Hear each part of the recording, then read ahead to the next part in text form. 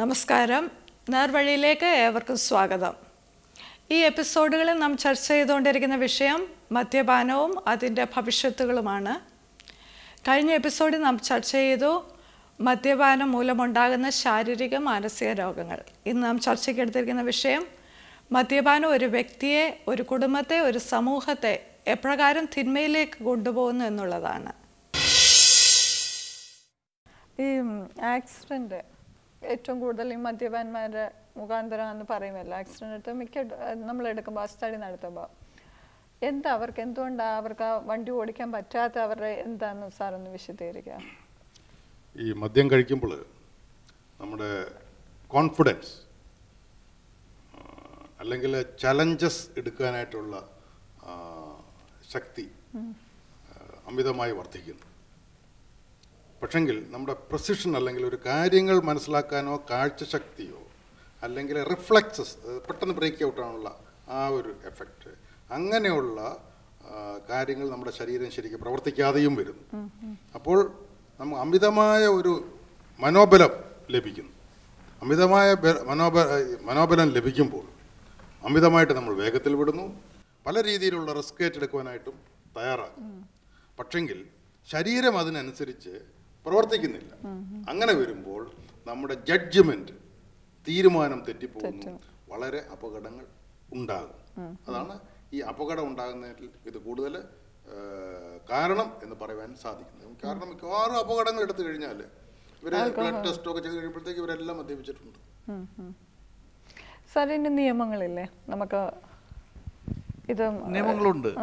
നമ്മളുടെ സമൂഹത്തിൻ്റെ ഒരു തകരാറ് നിയമങ്ങൾ ഇല്ലാത്തതല്ല, നിയമങ്ങൾ എങ്ങനെയൊക്കെ ലംഘിക്കാം എന്നാണ് നമ്മൾ. അതിൽ വിദ്യാഭ്യാസത്തിൻ്റെ ഒന്നും ഒരു കാര്യമില്ല. ഇപ്പോൾ സമീപകാലത്ത് നമ്മുടെ ബഹുമാനപ്പെട്ട കേരള ഹൈക്കോടതിയിൽ നിന്ന് പുറപ്പെടുവിക്കപ്പെട്ടിട്ടുള്ള ഏറ്റവും, ഞാൻ പല വേദികളിലും മഹത്തായത് എന്ന് തന്നെ വിശേഷിപ്പിച്ചിട്ടുള്ളത്, പൊതുസ്ഥലത്ത് നിന്ന് പുകവലിക്കുന്നതിനെതിരായിട്ടുള്ളതായിരുന്നു. പൊതുസ്ഥലത്തെ പുകവലിക്കെതിരായിട്ടുള്ള ഉത്തരവായിരുന്നു. പക്ഷേ ഇപ്പോൾ ഞാൻ ഇപ്പോൾ എറണാകുളത്താണ് ജോലി ചെയ്യുന്നത്. എറണാകുളത്ത് ആ നോർത്ത് റെയിൽവേ സ്റ്റേഷൻ്റെ ഫ്രണ്ട് അവിടെ ആ ഫുട്പാത്തിലൊക്കെ വളരെ വിദ്യാസമ്പന്നർ, ഹൈലി എഡ്യൂക്കേറ്റഡ് ആയ ആൾക്കാർ, വലിയ ഉന്നത പദവിയിലിരിക്കുന്ന ആളുകളൊക്കെ നിന്ന് ഒരു കൂസലും ഇല്ലാതെ സ്മോക്ക് ചെയ്യുന്നത് ഞാൻ കണ്ടിട്ടുണ്ട്. അപ്പോൾ നമ്മൾ നിയമങ്ങൾ ഇല്ലാത്തതല്ല, നിയമങ്ങളുടെ ധാരാളിത്വമാണെന്ന് എനിക്ക് തോന്നുന്നത്. എല്ലാ കാര്യങ്ങൾക്കും നിയമവും അതിന് നടപടിക്രമങ്ങളൊക്കെ ഉണ്ട്. പക്ഷേ ബേസിക്കലി നമ്മുടെ സമൂഹത്തിൻ്റെ ഒരു തകരാറ് ഞാൻ മനസ്സിലാക്കി, കേരളീയ സമൂഹത്തിൻ്റെ പ്രത്യേകിച്ചും, നിയമങ്ങൾ ലംഘിക്കാനുള്ള ഒരു ത്വരയാണ്, ഒരു ആവേശമാണ്. എന്തെങ്കിലും ചെയ്യരുത് എന്ന് പറഞ്ഞാൽ അത് തന്നെ ചെയ്യുക എന്നുള്ളതാണ്. അല്ലെങ്കിൽ അത് ചെയ്യാനുള്ള എന്തെങ്കിലും ലൂപ്പുകൾ, കുറുക്ക് വഴി നമ്മൾ കണ്ടുപിടിക്കുക എന്നുള്ളതാണ്. അത്തരത്തിൽ നിയമം ലംഘിക്കുക എന്നത് ഒരു സ്വഭാവത്തിൻ്റെ ഒരു ഘടകമാക്കി മാറ്റിയിട്ടുള്ള ഒരു സമൂഹത്തിൽ നിയമങ്ങൾ കൊണ്ട് മാത്രം നമുക്ക് കാര്യങ്ങൾ നേടിയെടുക്കാൻ സാധിക്കാത്തൊരവസ്ഥയുണ്ട്. 18 വയസ്സിൽ താഴെയുള്ളവർക്ക് മദ്യം വിൽക്കുന്നത് കുറ്റകരമാണ്, 18 വയസ്സിൽ താഴെയുള്ളവർ മദ്യം വാങ്ങുന്നതും കുറ്റകരമാണ്. പക്ഷേ നമ്മുടെ ഈ ഒരു തിരക്ക് പിടിച്ച ഒരു കൗണ്ടറിൽ, ഒരു സെല്ലിംഗ് കൗണ്ടറിലൊക്കെ എത്തുന്ന ആളുകളുടെ ഏജ് പ്രൂഫൊക്കെ നോക്കിയിട്ട് മദ്യം വിൽക്കുക എന്ന് പറയുന്ന ഒരു പ്രാക്ടിക്കൽ ബുദ്ധിമുട്ട് അവിടെ ഉണ്ട്. അപ്പോൾ അവൻ ആ മദ്യം വാങ്ങുന്ന സ്ഥലത്ത് എത്താത്ത തരത്തിൽ അവന് ബോധവൽക്കരണം നടത്തുക എന്നുള്ളതാണ്. പിന്നെ മദ്യത്തിൻ്റെ കാര്യത്തിൽ ഒരു പ്രത്യേകത ഉള്ളത്, പലപ്പോഴും ഒരു ഔദ്യോഗിക ഭാഗത്ത് വരുമ്പോൾ ആശയക്കുഴപ്പം ഉണ്ടാക്കുന്ന, അല്ലെങ്കിൽ വിപരീത അഭിപ്രായം ഉണ്ടാക്കുന്ന ഒരു വസ്തുത എന്ന് പറയുന്നത്, ഞങ്ങൾ ഹൈലൈറ്റ് ചെയ്യുന്നത്, വ്യക്തിപരമായി ഞാൻ വിശ്വസിക്കുന്നത്, മദ്യത്തിൻ്റെ നമ്മുടെ ഈ ധനതത്വശാസ്ത്രത്തിൽ അടിസ്ഥാന തത്വങ്ങളിലൊന്നാണ് സപ്ലൈയും ഡിമാൻഡും തമ്മിലുള്ള ബന്ധം. ഒരു വസ്തുവിന്, ഒരു ഉൽപ്പന്നത്തിന് സമൂഹത്തിൽ ഡിമാൻഡ് ഉള്ളതിനനുസരിച്ചാണ് അതിൻ്റെ സപ്ലൈ നടക്കുന്നത്. അപ്പോൾ ആവശ്യക്കാരുണ്ടെങ്കിൽ ആവശ്യത്തിനനുസരിച്ചാണ്, ആവശ്യക്കാരുള്ളതാണ് ഒരു വസ്തുവിൻ്റെ ഉൽപ്പാദനവും അതിൻ്റെ വിതരണവും നടക്കാൻ ഇടയാക്കുന്നത്. അതുകൊണ്ട് മദ്യത്തിൻ്റെ ആവശ്യം കുറയാത്തിടത്തോളം, അല്ലെങ്കിൽ മദ്യത്തിൻ്റെ ആവശ്യം സമൂഹത്തിൽ ഇല്ലാത്തിടത്തോളം മദ്യത്തിൻ്റെ ഉൽപ്പാദനം നടന്നുകൊണ്ടിരിക്കും. അവിടെ നിയമങ്ങൾ എത്ര കണ്ട് കർശനമാക്കിയാലും ശരി, നിയമപരമായി മദ്യം ലഭിക്കാത്തൊരവസ്ഥ ഉണ്ടാകുകയാണെങ്കിൽ, ഈ ഡിമാൻഡ് നിലനിൽക്കുകയും ചെയ്യുകയാണെങ്കിൽ, നിയമം ലംഘിച്ചുകൊണ്ട് നിയമവിരുദ്ധമായ മാർഗങ്ങളിൽ കൂടി മദ്യം തേടിയെത്തുന്ന തേടി സമ്പാദിക്കുന്ന ഒരു സ്ഥിതി വരും. അപ്പോൾ സമൂഹത്തിൽ മദ്യത്തിൻ്റെ ഡിമാൻഡ് നിലനിൽക്കുകയും നമ്മൾ നിയമം മൂലം മദ്യം സമൂഹത്തിൽ നിന്ന് മാറ്റുകയും ചെയ്യുമ്പോൾ ഇന്നുള്ളതിനേക്കാളും കൂടുതൽ അപകടകരമായ ഒരു സ്ഥിതിവിശേഷം അതുണ്ടാക്കുന്നത്. അപ്പോൾ ആ ഡിമാൻഡ് കുറച്ചു കൊണ്ടുവരുന്നതിന് ശക്തമായ ബോധവൽക്കരണ പ്രവർത്തനങ്ങൾ, അത് താഴെ തലം മുതൽ ഒറ്റ ദിവസം കൊണ്ട് അല്ലെങ്കിൽ ഒരു വർഷം കൊണ്ട് നമുക്കൊരു ഫലപ്രാപ്തിയിലെത്താൻ പറ്റുന്ന ഒരു കാര്യമല്ലത്. പടിപടിയായിട്ടുള്ള വളരെ ശക്തമായ ബോധവൽക്കരണ പ്രവർത്തനം ഈ രംഗത്ത് അത്യാവശ്യം തന്നെയാണ്. സർക്കാർ അതിന് മുൻകൈയെടുത്ത് പ്രവർത്തിക്കുന്നുണ്ട്. ആ രംഗത്ത് സജീവമായിട്ട് വിവിധ സന്നദ്ധ സംഘടനകളുടെ, പൊതുജന സംഘടനകളുടെ, രാഷ്ട്രീയ പ്രസ്ഥാനങ്ങളുടെ ഒക്കെ സഹകരണം ആവശ്യമാണ്. അങ്ങനെ വളരെ ശക്തമായ ഒരു ബോധവൽക്കരണ പ്രവർത്തനം, അത് മദ്യത്തിന് മാത്രമല്ല, മൊത്തം ലഹരിക്ക്. സാറ് നേരത്തെ പറഞ്ഞതുപോലെ വീര്യം കുറഞ്ഞ ബിയറിൽ തുടങ്ങിയെന്നാണ് പറഞ്ഞത്. അതുപോലെ വീര്യം കുറഞ്ഞ ഇപ്പോൾ പാൻപരാഗുകൾ പോലും വിദ്യാഭ്യാസ സ്ഥാപനങ്ങളുടെ പരിസരത്തൊക്കെ വളരെ കോമൺ ആയിട്ട്, വളരെ സാധാരണമായിട്ട് വിറ്റഴിക്കപ്പെടുന്ന ഒരു സാധനമാണ് പാൻപരാഗ്. അത്തരത്തിലുള്ള ചെറിയ ചെറിയ ലഹരി പാക്കറ്റുകൾ, വീര്യം കുറഞ്ഞ ലഹരി വസ്തുക്കൾ, ഇതൊക്കെ കഴിച്ചിട്ടാണ് കൂടിയ വീര്യം കൂടിയ അവസ്ഥയിലേക്ക് ഇവർ എത്തുന്നത്. അപ്പോൾ മദ്യമായാലും ശരി, മയക്കുമരുന്നായാലും ശരി, അതിൻ്റെ ആവശ്യം സമൂഹത്തിൽ വർദ്ധിക്കാത്ത ഒരവസ്ഥ നമ്മൾ ഉണ്ടാക്കുക. അതിന് ശക്തമായ ബോധവൽക്കരണ പ്രവർത്തനങ്ങൾ അത്യാവശ്യം തന്നെയാണ്. ബോധവൽക്കരണ പ്രവർത്തനത്തിൽ നിയമങ്ങളുടെ നടത്തിപ്പിന് വളരെ വലിയ പ്രാധാന്യമുണ്ട്. ഇപ്പോൾ കേരളത്തിൽ വിഷമദ്യ ദുരന്തം ഉണ്ടായതിനു ശേഷം പുറത്തു വന്ന വാർത്ത എന്ന് പറയുന്നത്, കണക്ക് ശരിയായാലും തെറ്റായാലും 20 ലക്ഷം ലിറ്റർ കള്ള് ഒരു ദിവസം കേരളത്തിൽ ചെലവഴിക്കപ്പെടുന്നുണ്ട്. 4 ലക്ഷം ലിറ്ററേ ചെത്തിയെടുക്കുന്നുള്ളൂ. ഈ ബാക്കി 16 ലക്ഷം ലിറ്ററും എങ്ങനെ ഉണ്ടാകുന്നു എന്നുള്ളതിനെ സംബന്ധിച്ച് ഒരു അന്വേഷണം വേണ്ടേ? അത് ഗവൺമെൻറ് ചെയ്യണ്ടേ? എക്സൈസ് ഡിപ്പാർട്ട്മെൻറ്റ് ചെയ്യണ്ടേ? ഈ മദ്യദുരന്തം ഉണ്ടായതിനു ശേഷം കഴിഞ്ഞ 2 ആഴ്ചത്തെ പത്രങ്ങൾ എടുത്തു നോക്കൂ. ഈ പർട്ടിക്കുലർ മലപ്പുറം ഏരിയ എന്ന് പറയുന്നത് എക്സൈസ് ഉദ്യോഗസ്ഥരുടെ ചാകരയാണെന്നാണ് പറയുന്നത്. അവിടെ ചില പർട്ടിക്കുലർ രാഷ്ട്രീയ പ്രസ്ഥാനങ്ങളുടെ ആളുകൾ വിചാരിക്കുന്ന കമ്മീഷണർമാർ ആഫീസേഴ്സിയോടെ വരുള്ളൂ എന്ന് പറയുന്നു. ഒരു മദ്യദുരന്തം അവിടെ ഏത് നിമിഷം ഉണ്ടായേക്കാം എന്നുള്ള ഇൻ്റലിജൻസ് റിപ്പോർട്ട് ഉണ്ടായിരുന്നു എന്ന് പറയുന്നു. ഇതിനെക്കുറിച്ചൊന്നും അന്വേഷണം നടന്നിട്ടില്ല. ഇവിടെ മരിച്ചു വീണത് സാധാരണക്കാരായിട്ടുള്ള ആളുകളാണ്. ഒരു ഏറ്റവും കുറഞ്ഞ ചിലവിൽ കൂടുതൽ ലഹരിക്ക് വേണ്ടിയിട്ട് പോയ ആളുകൾ. അപ്പം ഇതിനകം പല കേസുകൾ അവിടെ ഉണ്ടായിട്ടുണ്ട്. വഴിയിൽ ഛർദ്ദിച്ച് വീണ് മരിച്ച കേസ്, അല്ലെങ്കിൽ അങ്ങനെ ഒത്തിരി കേസുകൾ ഉണ്ടായിട്ടുണ്ട്. അപ്പോൾ അതിനകത്തൊന്നും അസ്വാഭാവിക മരണങ്ങൾ എന്ന് പറഞ്ഞൊരു എഴുതി തള്ളുക അല്ലാതെ എന്തുകൊണ്ട് ഈ ഷാപ്പിൻ്റെ പരിസരത്ത് മരണം ഉണ്ടായി എന്നുള്ളതിനെ സംബന്ധിച്ച് അന്വേഷിച്ചിട്ടില്ല. 3 ദിവസം ഈ മിഥൈൽ ആൽക്കഹോൾ അടങ്ങിയ കള്ള് പരിസരത്തുള്ള 21 ഷാപ്പിൽ വിതരണം നടത്തി. 3-ാം ദിവസം തിങ്കളാഴ്ച വരെ സീൽ ചെയ്യാനായിട്ട് എക്സൈസ് ഉദ്യോഗസ്ഥർക്ക് പറ്റിയിട്ടില്ല. അങ്ങനെ തുടങ്ങി നമ്മൾ ഇങ്ങോട്ട് പറയാൻ തീരുമാനിച്ചു കഴിഞ്ഞാൽ കേരളത്തിലെ ഏറ്റവും കൂടുതൽ വ്യാജ മദ്യം ഒഴുകുന്ന, സ്പിരിറ്റ് ഒഴുകുന്ന ജില്ലയാണ് ആലപ്പുഴ ജില്ല. ആലപ്പുഴ ജില്ലയിൽ സാറിനും അറിയാമല്ലോ, 2006 കരിയിലക്കുളങ്ങരയിൽ റെയ്ഡിന് പോയ ജയകുമാർ സാറിൻ്റെ സ്ഥിതി സാറിനും അറിയാവുന്നതാണ്. ഓക്കെ, സാറിപ്പോൾ തിരുവനന്തപുരത്ത് ഡയറക്ടറേറ്റ് ഇരിക്കുന്നത്. സാർ ഇന്നും ശാരീരികമായി പൂർണ്ണമായും അവസ്ഥയിൽ എന്ന് വെച്ചാൽ റിക്കവർ ചെയ്തിട്ടില്ല.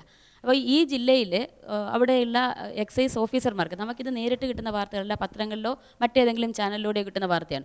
ഒരു മാസം കിട്ടുന്ന പടി എന്ന് പറയുന്നത് 2 ലക്ഷം രൂപയാണ് എന്ന്, വിശേഷിച്ച് ഓണത്തിൻ്റെ സമയത്ത് എന്ന് പറയുമ്പം നിയമങ്ങൾ പാലിക്കാൻ നിയുക്തരായ ആളുകൾ തന്നെ അത് പരസ്യമായി ലംഘിക്കുന്നു എന്ന് പറയുമ്പോഴോ, എൻ്റെ അഭിപ്രായത്തിൽ കേരളത്തിലെ രാഷ്ട്രീയക്കാരും കേരളത്തിലെ ഈ വിശേഷിച്ച് എക്സൈസ് ഉദ്യോഗസ്ഥരും മദ്യമാഫിയയും തമ്മിലുള്ള ഈ ധാരണ എത്ര ശക്തമാണെന്ന് തെളിയിക്കുന്നതാണ് മലപ്പുറത്ത് നടന്ന മദ്യദുരന്തം. വീണ്ടും ഉണ്ട്, ഒരു മദ്യദുരന്തം വന്ന് 27 പേര് ഒറ്റ രാത്രി കൊണ്ട് മരിച്ചു എന്നുള്ളതേ ഉള്ളൂ. ഒരു ദുരന്തം പെൻഡിങ് ആണ് എന്ന് പറഞ്ഞാൽ ഇതിനേക്കാൾ ദുരന്തമാണ് നമ്മൾ ഇത്രയും നേരം ചർച്ച ചെയ്ത വിഷയം. ഇപ്പോൾ മിഥൈൽ ആൽക്കഹോൾ ഞാൻ അറിഞ്ഞിടത്തോളം 30 ml ഉണ്ടെങ്കിൽ ഒരാൾ അത് മരണകാരണമാണ്. 15 ml ആണെന്നുണ്ടെന്നതിൽ കാഴ്ച നഷ്ടപ്പെട്ടു പോകും. അപ്പോൾ അത് 30 അല്ലെങ്കിൽ 15 ആയിരിക്കത്തില്ല, കുറച്ച് താഴേക്കായിരിക്കും ഓരോ ദിവസവും സപ്ലൈ ചെയ്യുന്നതിനകത്തുള്ളത്. എന്നാൽ ഇന്ന് മരിക്കാനുള്ളവർ നാളെയോ മറ്റന്നാളോ മരിക്കും എന്നുള്ളതാണ് സ്ഥിതി. അപ്പോൾ ഇതിനൊക്കെ നിയമങ്ങൾ ഇല്ലേ എന്നാണ് ഞാൻ ചോദിക്കുന്നത്. എക്സൈസ് ഡിപ്പാർട്ട്മെൻറ്റ് ആക്ട് ചെയ്യുന്നിടത്ത് ആക്ട് ചെയ്യുക തന്നെ വേണം. നിയമങ്ങളല്ല ഇതിപ്പോൾ സാറിപ്പോൾ ഒരു ഗവൺമെൻറ് ഉദ്യോഗസ്ഥൻ എന്ന് മാത്രമേ ഉള്ളൂ, മനസ്സിലായില്ലേ? ഈ നിയമങ്ങൾ പാലിക്കാതിരിക്കുക എന്ന് പറഞ്ഞാൽ അത് വേറൊരു വലിയൊരു വിഷയമാണ്.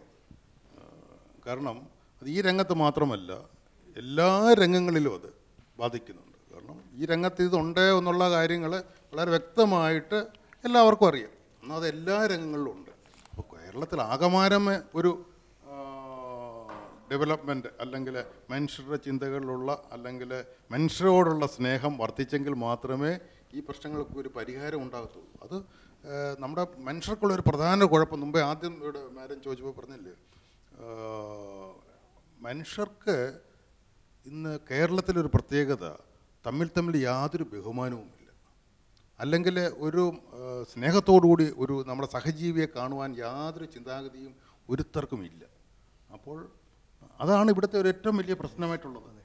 മനസ്സിലായില്ല? കാരണം നിയമം പാലിക്കാനായിട്ട് നിയമം എങ്ങനെയെങ്കിലും ലംഘിക്കുക, അല്ലാതെ അപ്പോൾ അതിനൊരു നമ്മുടെ അച്ചടക്കം നമ്മുടെ സമൂഹത്തിൽ കൂടുതൽ വർദ്ധിച്ചേ മതിയാകത്തുള്ളൂ.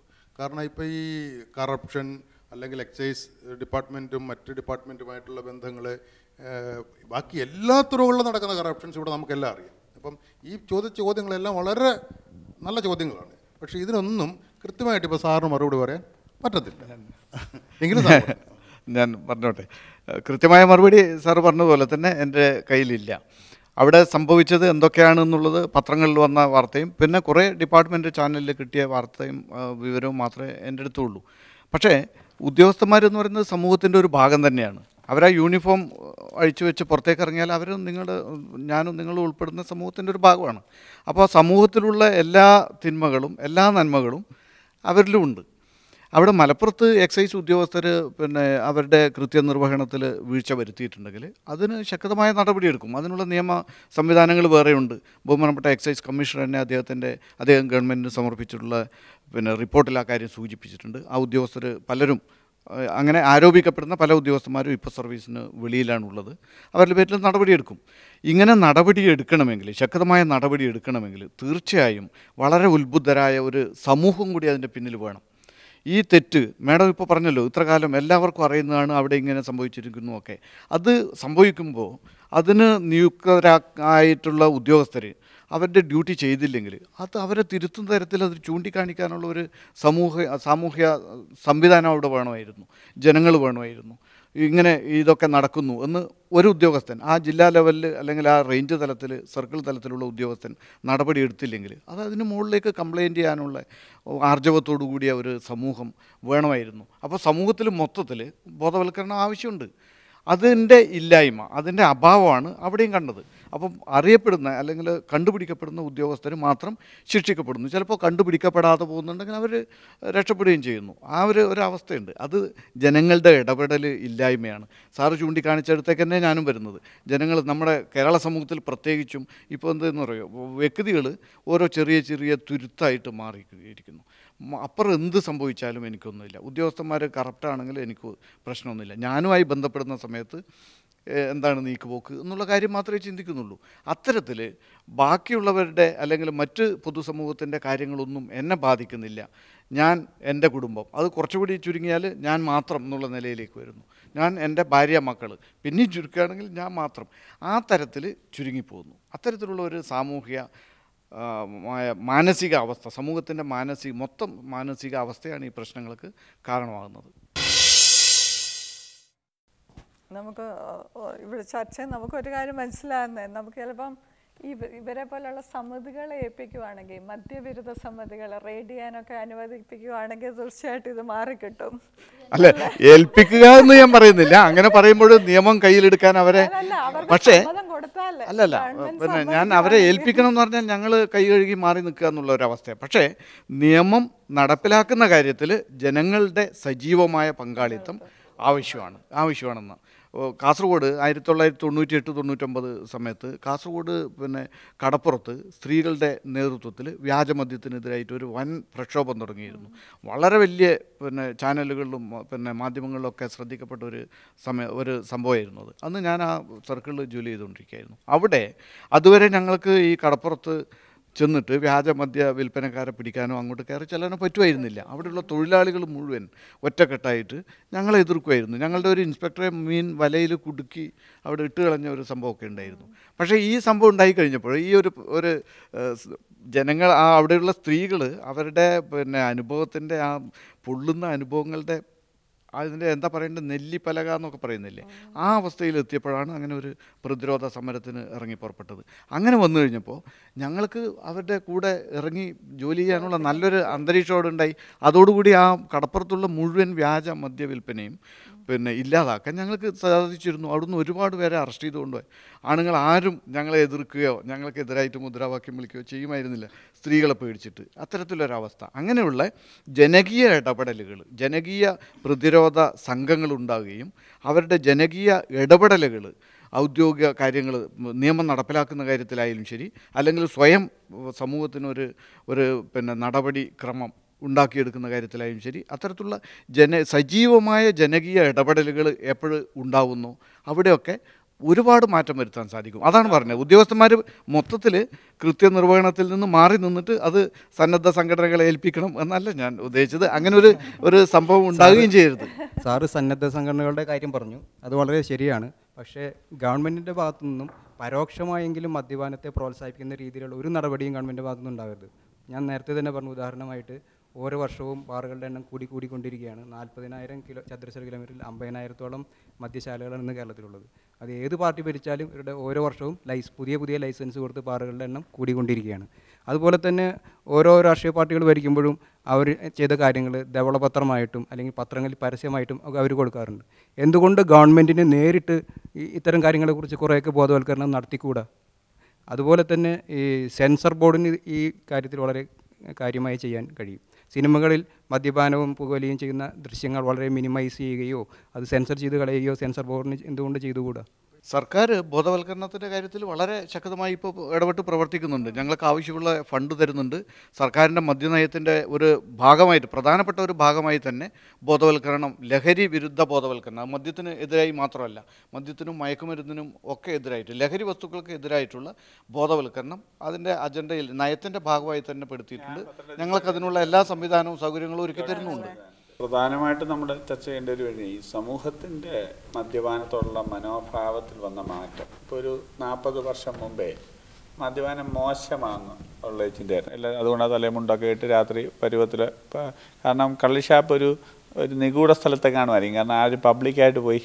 ഇപ്പം ഒരു സിറ്റിയിലെ ഏറ്റവും അട്രാക്റ്റീവ് പ്ലേസ് എന്ന് പറഞ്ഞാൽ ബാറാണ്, ഒരു അട്രാക്റ്റീവ് ഡെസ്റ്റിനേഷൻ. അല്ലെങ്കിൽ അതിന് പ്രധാനമായിട്ട് ചെയ്യേണ്ടത്, ഇപ്പം നമ്മളൊരു സോഷ്യലി അക്സെപ്റ്റബിളായിട്ടാണ് വിചാരിച്ചേക്കുന്നത്. ഇപ്പം നമ്മൾ ഏത് മീറ്റിങ്ങിലും ഉണ്ട്, എല്ലാ സംഭവത്തിലും ഇത് ഉണ്ട്.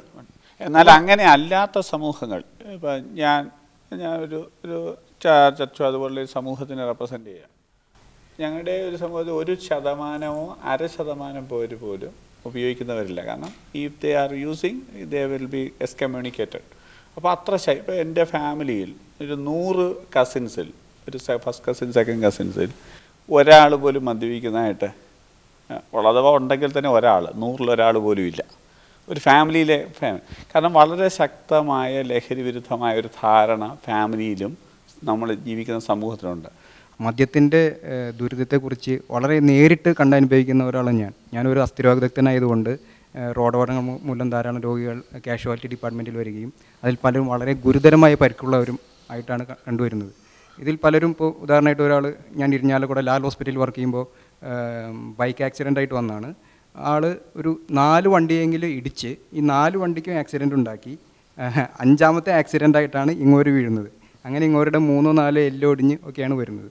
ഇതുപോലെ തന്നെ ഇത് റോഡ് ആക്സിഡൻസ് മാത്രമല്ല കൂട്ടുന്നത്, വഴക്കുകളുണ്ടാക്കുകയും കത്തിക്കുത്തിലും മറ്റു കാര്യങ്ങളിലും ആളുകൾ ചെന്നെത്തുകയും അതുപോലെ തന്നെ ആത്മഹത്യ പ്രവണതകൾ ഉണ്ടാക്കുകയും മദ്യലഹരിയിൽ കയ്യിലെ ഞരമ്പ് മുറിക്കുക അങ്ങനെയുള്ള കാര്യങ്ങൾ ചെയ്യുകയും മറ്റും ഇതുമൂലം ഉണ്ടാകുന്നുണ്ട്. അപ്പോൾ ഈ മദ്യപാനത്തിൻ്റെ ഭീകരത, പ്രത്യേകിച്ച് റോഡപകടങ്ങളുമായി ബന്ധപ്പെട്ടും അല്ലാതെയുമുള്ള ആ ഭീകരത ജനങ്ങൾക്ക് മനസ്സിലാവുമ്പോൾ തന്നെ റോഡപകടങ്ങളുടെ പ്രധാന കാരണം മദ്യപാനമാണെന്നും അത് വളരെയധികം സാമൂഹിക നഷ്ടം വരുത്തി വയ്ക്കുന്നു എന്നുള്ള കാര്യങ്ങൾ ജനങ്ങൾക്ക് മനസ്സിലാവുമ്പോൾ തന്നെ കുറേയൊക്കെ ജനങ്ങൾക്ക് ഇതിനെക്കുറിച്ചുള്ളൊരു ഭീതി വരും.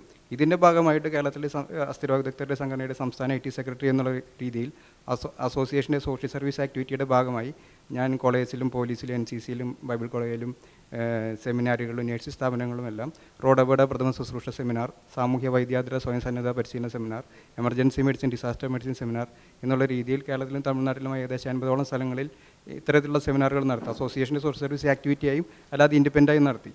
അങ്ങനെ ഒരു 2 വർഷം മുൻപ് കേരളത്തിലെ ട്രാഫിക് പോളിസി മാറിപ്പോകാനായിട്ട് ഇത് കാരണമായി. നമ്മുടെ മുൻ മുഖ്യമന്ത്രി ഉമ്മൻചാണ്ടി, MLA വാസവൻ അങ്ങനെയുള്ള ആളുകളും നമ്മുടെ പ്രോഗ്രാംസൊക്കെ ഉദ്ഘാടനം ചെയ്യാൻ വരികയും അതുപോലെ തന്നെ ഞങ്ങൾ നടത്തിയ പത്രസമ്മേളനം, TV ഇൻ്റർവ്യൂ, ലേഖനങ്ങൾ മുതലായ വഴിയൊക്കെയാണ് കേരളത്തിലെ ട്രാഫിക് പോളിസിയിൽ കാര്യമായ സ്വാധീനം ചെലുത്താൻ കഴിഞ്ഞത്. അതായത് സീറ്റ് ബെൽറ്റ് നിർബന്ധമാക്കുക, ഹെൽമെറ്റ് നിർബന്ധമാക്കുക, സ്പീഡ് ലിമിറ്റ് ചെയ്യുക, ആൾക്കോൾ സ്ട്രിക്റ്റായിട്ട് ചെക്ക് ചെയ്യുക.